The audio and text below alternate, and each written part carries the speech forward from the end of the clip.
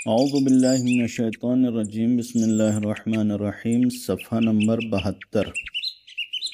اس صفحے میں سورہ مبارکہ آل عمران کی 166 سے 173 نمبر تک کی کل 8 آیات ہیں، جن کا ترجمہ یہ ہے: بسم اللہ الرحمن الرحیم۔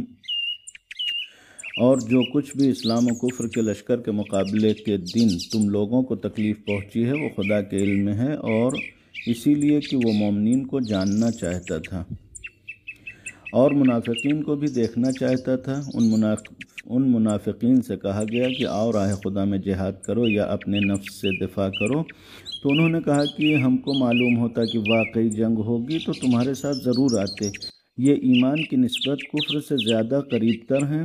اور زبان سے وہ کہتے ہیں جو دل میں نہیں ہے، اور اللہ ان کے پوشیدہ امور سے باخبر ہے۔ یہی وہ لوگ ہیں جنہوں نے اپنے مقتول بھائیوں کے بارے میں یہ کہنا شروع کر دیا کہ وہ ہماری اطاعت کرتے تو ہرگز قتل نہ ہوتے۔ تو پیغمبر ان سے کہہ دیجئے کہ اگر اپنے دعوے میں سچے ہو تو اپنی ہی موت کو ٹال دو، اور خبردار راہ خدا میں قتل ہونے والوں کو مردہ خیال نہ کرنا، وہ زندہ ہیں، وہ اپنے پروردگار کے یہاں رزق پا رہے ہیں۔ خدا کی طرف سے ملنے والے فضل و کرم سے خوش ہیں، اور جو ابھی تک ان سے ملحق نہیں ہو سکے ہیں ان کے بارے میں یہ خوشخبری رکھتے ہیں کہ ان کے واسطے بھی نہ کوئی خوف ہے اور نہ حزن۔ وہ اپنے پروردگار کی نعمت، اس کے فضل اور اس کے وعدے سے خوش ہیں کہ وہ صاحبان ایمان کے اجر کو ضائع نہیں کرتا۔ یہ صاحبان ایمان جنہوں نے زخمی ہونے کے بعد بھی خدا اور رسول کی دعوت پر لبیک کہی، ان کے نیک کردار اور متقی افراد کے لیے نہایت درجہ اجر عظیم ہے۔ یہ وہ ایمان والے ہیں کہ جب ان سے بعض لوگوں نے کہا کہ لوگوں نے تمہارے لیے عظیم لشکر جمع کر لیا ہے، لہٰذا ان سے ڈرو، تو ان کے ایمان میں اور اضافہ ہو گیا، اور انہوں نے کہا کہ ہمارے لیے خدا کافی ہے اور وہی ہمارا ذمہ دار ہے۔ اس صفحے میں جو آیات ہیں ان کا تعلق بھی گزشتہ بحث سے ہے، کہ جس میں جنگ احد کے شکست کے عوامل کے حوالے سے گفتگو تھی، اور اس کے بعد پھر یہاں پر بھی اسی سلسلے کو بیان کیا جا رہا ہے کہ جو جنگ احد میں جو کچھ بھی پیش آیا، جو ماجرا ہوا، اس کے وجوہات کیا ہیں۔ اس میں سب سے پہلی آیت میں یہ بیان کیا گیا کہ اس دن جو کچھ بھی ہوا وہ خدا کی مرضی سے ہوا، یعنی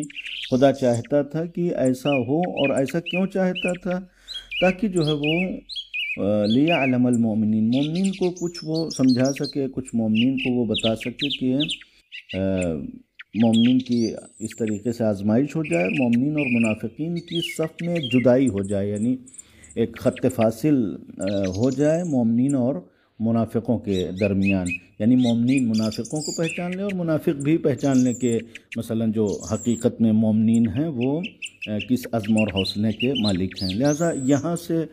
جو گفتگو ہے وہ کافی وضاحت اور صراحت کے ساتھ پروردگار عالم نے پیش کی ہے، کہ پروردگار عالم چاہتا ہے کہ مومن منافق سے جدا ہو جائے، منافق کی ایک الگ پہچان رہے، ان کو بھی لوگ پہچانیں، اور جو ہے جو مومنین ہیں ان کو بھی لوگ پہچانیں۔ اب یہاں پر دوسری آیت میں پھر منافقین کے حوالے سے یہ گفتگو ہے کہ منافقین کا جو اس دن بیان تھا، یا جو لوگ پیغمبر کو چھوڑ کے آئے، عبداللہ ابن ابی جیسے لوگ، یہ لوگ جو ہے وہ منافق تھے، اور پیغمبر کے مقابلے میں عبداللہ ابن ابی کا ساتھ دینے والے، ظاہر ہے کہ ان کو مسلمان یا مومن نہیں کہا جا سکتا۔ مسلمان وہ ہوتا ہے کہ جو خدا کے اوپر ایمان رکھتا ہے، پیغمبر کے اوپر ایمان رکھتا ہے، خدا کی باتوں کو مانتا ہے اور پیغمبر کی باتوں کو مانتا ہے۔ لیکن بہرحال آنے کے بعد جو ہے وہ کچھ نہ کچھ بہانہ تو چاہیے، لہٰذا قرآن مجید مومنین کو خطاب کر کے یہ کہتا ہے کہ تم مومنین وہ تھے کہ جو منافقین سے کہہ رہے تھے کہ چلو آؤ ہمارے ساتھ چلو اور اسلام کا دفاع کرو، یا کم سے کم اسلام کا نہیں دفاع کرنا ہے تو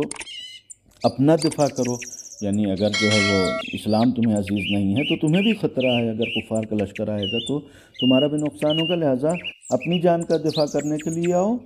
تو اب یعنی جب جنگ کا مرحلہ ختم ہو چکا اور یہ سارے حالات پیش آ چکے، اب ان کا بیان یہ ہے کہ لو نعلم قتالا لاتبعناکم،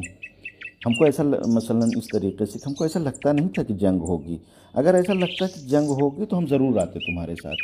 یہ ایک منافقت کی جس کو کہا جائے وہ بولی ہے کہ جس کو قرآن مجید نے نقل کیا، چونکہ نفاق جس کے معنی ہم دو روئی کرتے ہیں کہ دو چہرے والے کو نفاق کہتے ہیں، حقیقت میں جو عربی میں نفاق کے معنی ہے وہ اس طریقے سے ہے کہ نافقہ چوہے کی بل کو کہتے ہیں، چوہے کے اس بل کو کہ جو جنگلی چوہے ہوتے ہیں وہ جنگل میں ایک ایسی یعنی جو بل بناتے ہیں اپنے رہنے کے لیے جو گھر بناتے ہیں وہ اس کو اس طریقے سے بناتے ہیں کہ اس کا دو سوراخ ہوتا ہے، ایک جو ہے وہ سامنے ہوتا ہے اور وہاں سے ان کا مستقل آنا جانا رہتا ہے، اور ایک سوراخ وہ اپنی بل سے کہیں دور دراز علاقوں میں چھپا کے بناتے ہیں کہ اگر کبھی جو ہے وہ صحرائی جانور ان کا پیچھا کرتے ہوئے ان کے سوراخ تک پہنچ جائیں اور جو ہے وہ وہاں سے ان کو شکار کرنا چاہیں، پکڑنا چاہیں، تو یہ سامنے کے دروازے سے نہ نکل کے پیچھے کے دروازے سے نکل جاتے ہیں۔ تو جو پیچھے والا دروازہ ہوتا ہے، بیک ڈور جو ہوتا ہے، اس کو نافقہ کہتے ہیں۔ منافق یعنی جو دونوں طرف نکلنے کا راستہ اس نے بنا کر رکھا ہوتا ہے کہ پہلے تو پیغمبر کے ساتھ گئے نہیں،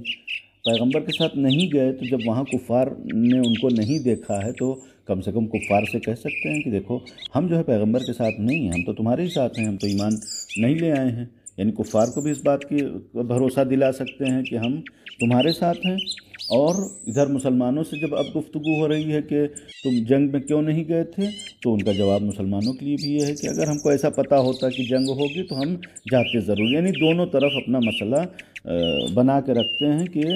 جہاں جیسی ضرورت پڑے ویسے اپنے چہرے کو وہ پیش کر سکیں اور وہاں پر اپنے کو بچا سکیں۔ قرآن مجید اس جملے کے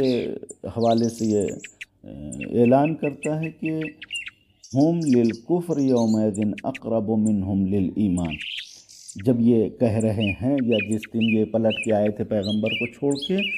اس دن یہ کفر سے زیادہ نزدیک تھے ایمان کے مقابلے میں، یعنی اس سے اس بات کی طرف بھی اشارہ ہے کہ ایمان کے درجات ہیں، ان درجات کا اندازہ بھی انسان کے قول اور عمل سے ہوتا ہے، لہٰذا قول اور عمل جتنا انسان کا ایمان سے قریب ہوگا اتنا انسان ایمان سے قریب ہوگا، اور جتنا کفر سے قریب ہوگا اتنا ہی جو ہے وہ انسان کفر سے قریب ہوگا۔ نفاق یعنی ہمیشہ درمیان میں نہیں ہوتا، 50% پہ نہیں ہوتا، بلکہ ممکن ہے کہ مثلا جو ہے وہ 90% کفر کی طرف مائل ہو اور 10% صرف اسلام کی طرف رہ گیا ہو، لہذا قرآن مجید کا کہ ہم یومئذ اقرب منہم للایمان، ہم للکفر یومئذ اقرب منہم للایمان، کہ جب یہ بات کر رہے تھے کہ اگر جو ہے وہ ہم کو معلوم ہوتا تو ہم جاتے ضرور، ان کے جو ہے وہ دل ایمان سے زیادہ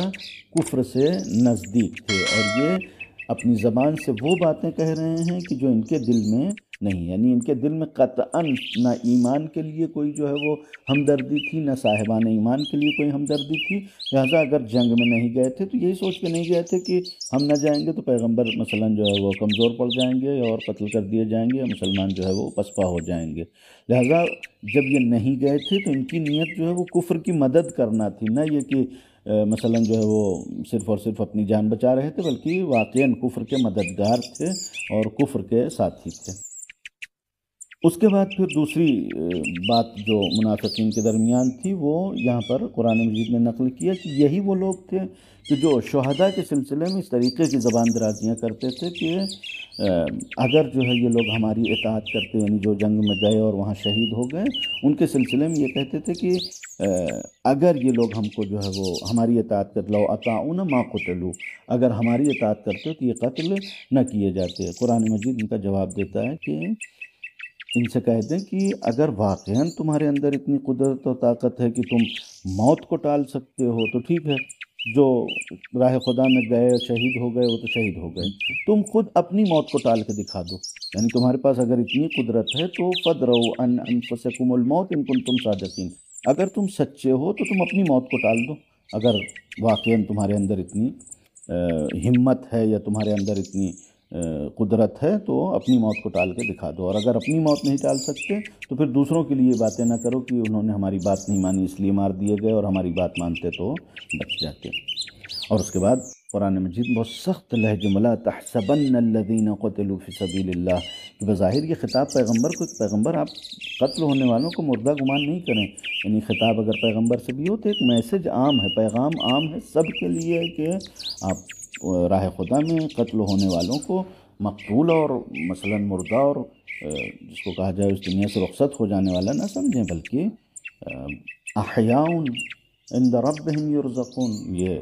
زندہ ہیں، اور نہ صرف زندہ ہیں بلکہ اپنے پروردگار کی طرف سے رزق پا رہے ہیں۔ لہذا شہداء کے حوالے سے یہ دو صفت اس آیت میں بیان کیا کہ ایک تو مردہ گمان نہیں کرنا ہے، زندہ ہیں اس کے مقابلے میں، اور زندگی ہی نہیں بلکہ خدا کے پاس سے رزق پا رہے ہیں۔ پھر تیسری صفت یہ بیان کی کہ فرحین بما آتاہم اللہ من فضلہ، اور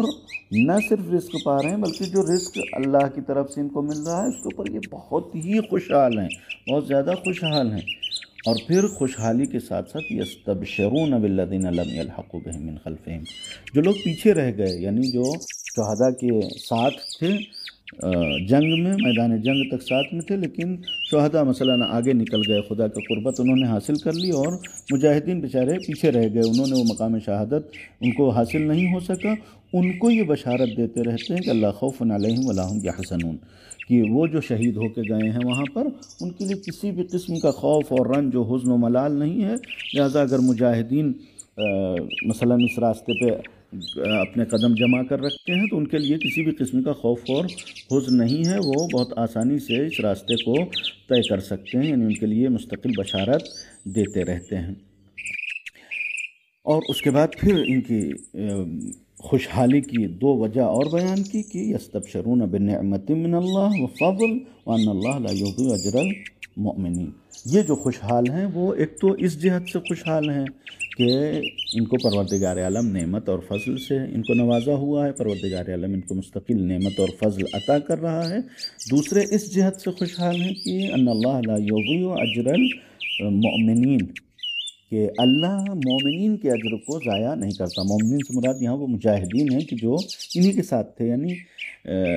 یہ چونکہ اس دنیا سے رخصت ہو گئے ہیں، خدا کی بارگاہ میں پہنچ چکے ہیں، لہذا وہاں ان کے لیے حقیقت عیان ہو چکی ہے۔ اپنا اجر تو وہ دیکھ ہی رہے ہیں بالعیان بالمشاہدہ کہ ہاں ہم کو پروردگار عالم نے کیا کیا دیا ہے۔ اس کے ساتھ ساتھ جو مومنین دنیا میں رہ گئے ہیں، جنہوں نے جہاد کیا ہے، ان کا اجر بھی وہ وہاں مشاہدہ کر رہے ہیں اور دیکھ رہے ہیں کہ ان کے اجر میں بھی پروردگار عالم نے کوئی کمی کوتاہی نہیں رکھی، بلکہ ان کو ان کے عمل کا مکمل بدلہ پروردگار عالم نے عطا کر دیا ہے۔ اس کے بعد جو دو آیتیں ہیں وہ اسی سلسلے سے ایک مستقل داستان ہے، وہ اس طریقے سے کہ پہلے ہم نے بیان کیا کہ کفار کا لشکر باوجود اس کے کہ میدان احد سے جیت کر گیا تھا، لیکن جانے کا انداز ایسا تھا کہ اتنی جلدی میں گئے کہ جیسے مثلا فرار کر کے ہار کے فرار کر رہے ہوں، اور اس کے بعد جو ہے وہ ان کو راستے میں ابو سفیان کو یہ خیال آیا کہ جب مسلمانوں کو ہم نے اس قدر پسپا کر ہی دیا تھا، اتنی شکست دے ہی دیا تھا، تو پھر ہم کو واپس نہیں آنا چاہیے تھا، مثلا ہم کو اور آگے جنگ کو ادامہ دیتے اور مثلا مدینے کے اوپر حملہ کرتے یا مسلمانوں کو قتل کرتے اور بھی، اور اس کے بعد جو ہے واپس آتے۔ یہ خیال ابو سفیان کو آیا جس وقت لشکر جو ہے سرزمین روحا پہ پہنچا ہوا تھا، یعنی مدینے سے دور ہو چکا تھا، سرزمین روحا اس کو مقام کا نام تھا، وہاں پر اس کو یہ خیال آیا کہ واپس چلنا چاہیے، لہٰذا اس نے واپسی کا ارادہ کیا۔ ادھر پیغمبر کو جب خبر ہوئی کہ مثلا لشکر واپس آنا چاہتا ہے تو پیغمبر نے مسلمانوں کو پھر اکٹھا کیا، اور مسلمانوں نے پوری یعنی ہمت کے ساتھ، ایسے افراد تھے کہ جو زخموں کی وجہ سے اتنا شکستہ تھے، اتنا زخموں سے چور تھے کہ چل نہیں سکتے تھے، انہوں نے بھی اپنی ہمت کا اور حوصلے کا اس طریقے سے اظہار کیا کہ پیغمبر کی آواز پر لبیک کہتے ہوئے پیغمبر کے ساتھ اکٹھا ہوئے۔ پیغمبر کے ساتھ جب اکٹھا ہوئے تو اب ظاہر ہے کہ یعنی مسلمانوں کے حوصلے بھی جب جتنے لوگ بھی اکٹھا ہوئے ان کے بہت بلند تھے حوصلے۔ یہاں پر ایک شخص جو مشرک تھا جس کا نام معبد خزاعی لکھا گیا ہے، یہ معبد خزاعی مشرک تھا، مدینے کا رہنے والا تھا، ادھر سے جا رہا تھا۔ اس نے پیغمبر کو دیکھا کہ پیغمبر نے گویا خیمہ ڈالا ہوا ہے اور لشکر آمادہ کر رہے ہیں تیاری کے لیے، اور ایسا لشکر ہے کہ جو سب کے سب زخمی ہیں اور بہت زیادہ جس کو کہا جائے مجروح اور بری حالت میں ہیں۔ لہٰذا وہ گیا اور پیغمبر کو دیکھنے کے بعد اس نے پیغمبر کے ساتھ اس طریقے سے اظہار ہمدردی کی کہ آپ کے اوپر ہمیں رحم آ رہا ہے، آپ کے اوپر ترس آ رہی ہے، مثلاً کہ آپ کے ساتھ اتنا برا حادثہ ہوا اور ایسے میں پھر آپ کو مقابلہ کرنے کے لیے تیار ہونا پڑ رہا ہے۔ یہاں سے یہ کہتے ہوئے گیا اور مقام روحا پر ابو سفیان سے ملاقات ہوئی۔ ابو سفیان نے پوچھا پیغمبر کے بارے میں، تو اس نے ابو سفیان سے یہ کہا کہ پیغمبر جو ہے وہ تمہارے پیچھے ایک بہت ہی مضبوط، بہت ہی بڑا لشکر لے کے آ رہے ہیں۔ اب جب ابو سفیان نے پیغمبر کے آنے کی خبر سنی، اس کی حالت پھر بگڑ گئی، لہٰذا اس نے واپس جانے کی پھر سوچا کہ نہیں، مکے کی طرف واپس جانا چاہیے، لہٰذا ان کے قدم اکھڑ گئے اور وہ واپس جانا چاہتے تھے۔ اب ابو سفیان کو اس بات کی ڈر ہوئی کہ کہیں ایسا نہ ہو کہ پھر جو ہے وہ پیغمبر آ جائیں اور ہم کو سب کو قتل کر دیں، لہٰذا پیغمبر کے لشکر کو روکنے کے لیے کہ پیغمبر کا لشکر ایک مقام پر رک جائے، اس کے لیے اس نے راستہ یہ اختیار کیا کہ ادھر سے ایک کاروان آ رہا تھا جو کاروان عبد القیس کے نام سے مشہور ہے، یا بعض روایات میں نعیم ابن مسعود کا نام لکھا گیا ہے۔ نعیم ابن مسعود ادھر سے آ رہا تھا، لہٰذا ابو سفیان نے نعیم ابن مسعود یا کاروان عبد القیس سے یہ پہلا بھیجا پیغمبر سے کہ جا کے پیغمبر کو کہہ دینا کہ ابو سفیان کا لشکر واپس آ رہا ہے۔ یعنی اس کا یہ پیغام اس لیے تھا کہ جب پیغمبر سنیں گے کہ ابو سفیان کا لشکر واپس آ رہا ہے تو جہاں سنیں گے وہیں پر رک جائیں گے، اور پیغمبر جب رک جائیں گے تو ہمیں فرار کا موقع مل جائے گا، یعنی ہم آسانی سے یہاں سے فرار کر کے مکے پہنچ جائیں گے۔ کہ عبد القیس کے کاروان نے آ کر پیغمبر کو خبر دیا، اور جب پیغمبر کو خبر ہوئی کہ لشکر واپس آ رہا ہے اور پیغمبر نے لوگوں کو بلایا، تو یہ آخری آیت اس صفحے کی 173 نمبر کی آیت کی، جب مسلمانوں کو اکٹھا کیا اور مسلمانوں کو یہ بتایا گیا کہ ان الناس قد جمعوا لکم، کہ لوگ جو ہے یعنی کفار تمہارے دشمن بہت بڑا لشکر اکٹھا کر کے اور آ رہے ہیں، فخشوہم، لہذا تمہارے اندر یہ ڈر پیدا ہو اور تم ڈرو ان سے، تو اس کے مقابلے میں کہ وہ ڈرتے، یعنی نہ صرف مسلمان اور مومنین ڈرے نہیں بلکہ فزادہم ایمانا، تو جب ان کا میسج اور پیغام ملا کہ لشکر آ رہا ہے تو ان کے ایمان میں اضافہ ہوا، اور ایمان میں اس قدر اضافہ ہوا کہ قالوا حسبنا اللہ ونعم الوکیل، ان لوگوں نے یہ کہنا شروع کیا کہ ہمیں لشکر سے کوئی ڈر نہیں ہے، اس لیے کہ اللہ ہمارے لیے کافی ہے اور ہم اللہ ہی کا بھروسہ کر سکتے ہیں، وہی ہمارا ذمہ دار ہے۔ وکیل یعنی جس کے اوپر توکل کیا جائے، جس کے اوپر بھروسہ کیا جائے کہ اللہ ہی ہمارا وکیل ہے، اللہ ہی ہمارا ذمہ دار ہے، لہٰذا ہم اسی کے بھروسے یہاں پر رکے ہوئے ہیں۔ یہ ایک طریقے کا جس کو کہا جائے وہ سبق تھا کہ جو مسلمان سیکھ چکے تھے احد کی شکست سے، اور اس کا یہ نتیجہ فوری طور پر یہ ظاہر ہوا کہ وہ لشکر کی جو کل فرار کر گیا تھا، وہ لشکر جو پیغمبر کو چھوڑ کے بھاگا تھا، اس میں ایسے باحوصلہ افراد پیدا، جو منافقین تھے جو چھوڑ کے بھاگ گئے، جو ان کے دل میں نفاق تھا وہ اپنی جگہ پر، لیکن اسی میں سے ایسے مومنین پیدا ہوئے کہ جو زخمی حالت میں جنگ کے اتنی جراحت اور تکلیف برداشت کرنے کے باوجود پیغمبر کی آواز پر لبیک کرنے والے موجود تھے، اور پیغمبر کی آواز پر انہوں نے لبیک کہا کہ قرآن مجید نے اس بات کی تائید کیا ہے کہ الذین استجابوا للہ والرسول من بعد ما اصابہم القرح،